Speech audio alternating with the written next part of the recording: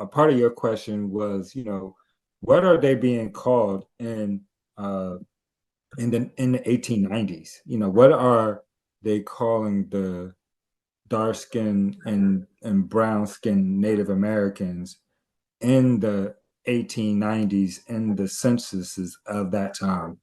Mhm. And I think I mentioned it earlier, but they're calling them colored for the most part. Mhm. And the reason why they're calling them colored is because of the laws. And that was stated here, because frequently we were lumped together by law.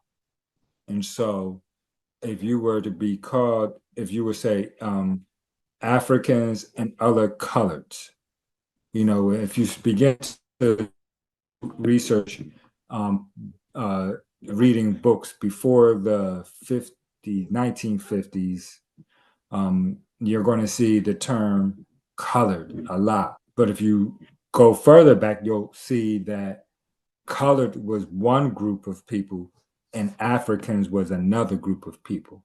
And Mm. through laws, they lumped those two groups together.